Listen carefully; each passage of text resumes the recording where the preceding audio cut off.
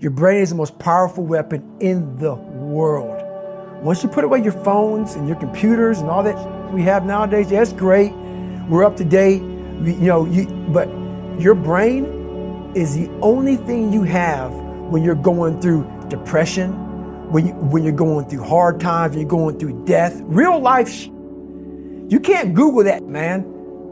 You're alone. You're alone. You may have a shrink you're going to, you may have a best friend you're going to, but there's 24 hours in the day where you're alone in this brain, and your brain is talking to you in all kinds of ways, and it wants to control you and pull you in these different pockets. If you can't control your own brain and your brain controls you, you got to tell your brain where you want to go and how you want to go and how you want to get there. You got to control it.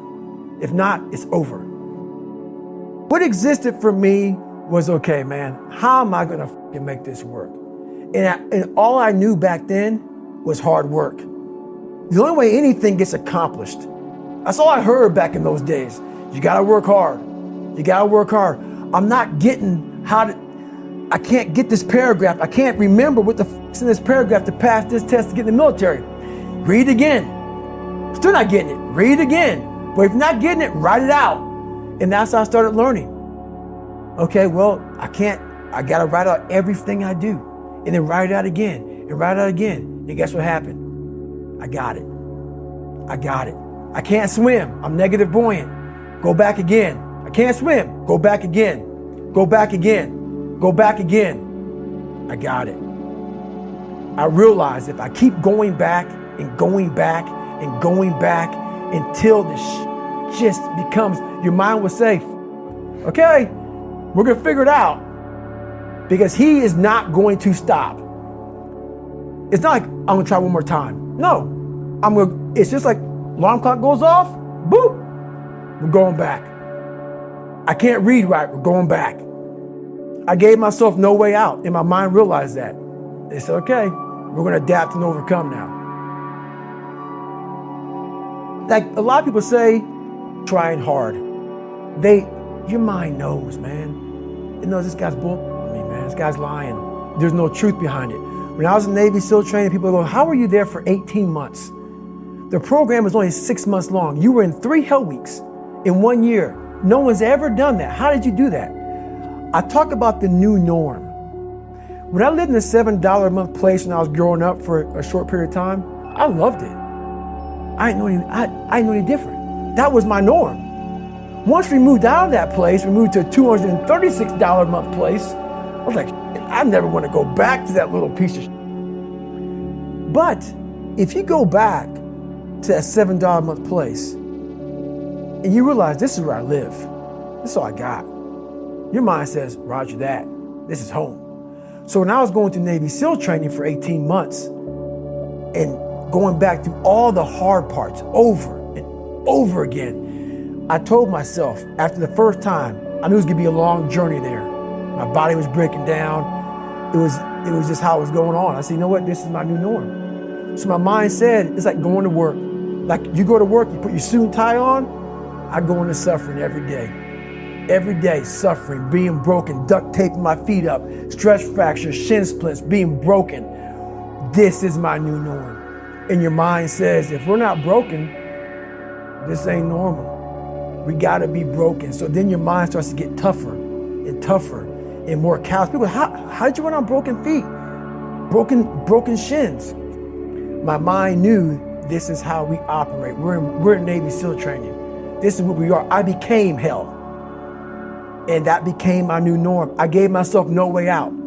There was nothing outside these walls of hell. Nothing. I loved God, but for a short period of time, I became the devil, because that was hell. I became the boss, the owner, the CEO of Navy SEAL training. That was my mindset. And that's how you get through things. You immerse yourself wherever it is, and you become that. You become that and give yourself no way out. When I was 297 pounds and I was fat as hell trying to be a Navy SEAL, the scariest thing in the world to me, even to this day, was that could have been the rest of my life. I thought then I was trying hard. That's the scariest thing in the world. I thought then 297 pound, working for Ecolab, spraying for cockroaches, making $1,000 a month. I thought that was me at my 100% potential. Come to find out, a few years later, I wasn't anywhere near that. 106 pounds less, graduated Navy SEAL training, went on to do all these other things. Looking back on that, that was me trying hard. That's why people gotta understand, what is in us, we have no idea until we start trying hard. And I mean really trying hard, where you're obsessed with, hey, this is my new norm. My new norm is that, wow, this isn't always fun. It's not always meant to be fun. And that's when you know you're trying hard. People hear my story and think this guy is sadistic. I realize how the brain works. I figured out how the brain works. I'm a scared kid, and that's what gives me so much power. I had no foundation, and I built this off of just researching the mind. The feeling you get is basically invincibility. You realize that you can't do it all the time. When you need to do it, I know I can go to a place that I can live in. And when you know that you can run on broken legs and you can do certain things that a lot of people can do, but they're not willing to do, this power, this sympathetic nervous system of fight or flight, and you're fighting, it gives you this charge of energy of when you're sitting there at 3:30, 4 o'clock in the morning and you're duct taping your feet up because they're broken, and you're doing it by yourself, and you're going through arguably one of the hardest training in the world. And these guys, most of them are healthy, and you're going through it broken, and you're already at a disadvantage, but you're still there. You can feed into that and tap into that for a lot of power. But if you look at it, well, I'm broken, man. Like, I'm not gonna make it. But if you look at it as, man, I'm broken and I'm still here. And I'm fighting, and I'm gonna find a way to get through this because I have no other place to go. It gives you a lot of power.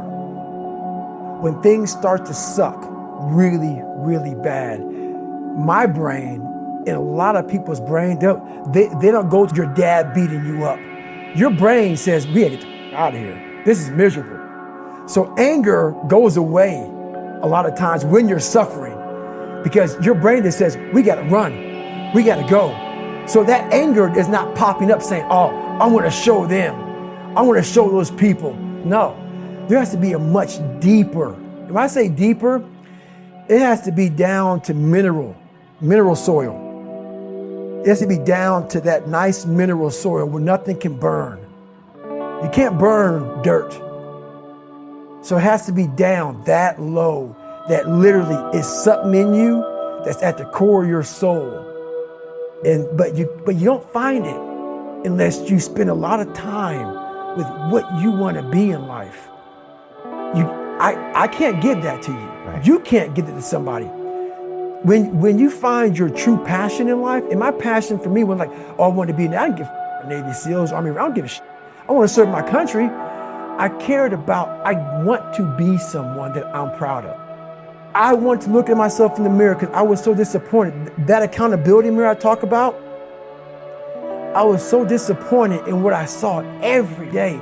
I wanted everybody to love David Goggins. And a lot of people did. I didn't love myself. But I knew a lot of us want to find peace first. So people say, man, you always talk about this suffering and pain and I'm at peace right now because I went through that. You don't find peace first. If you do, Merry Christmas. More power to you. More power to you. I found peace on the opposite end of finding myself. And no one really finds themselves without going through trials, tribulations, suffering, accountability. And accountability is suffering. Being accountable every day for doing right for yourself, for the people next to you, it's miserable. It's hard. So, even the smallest details.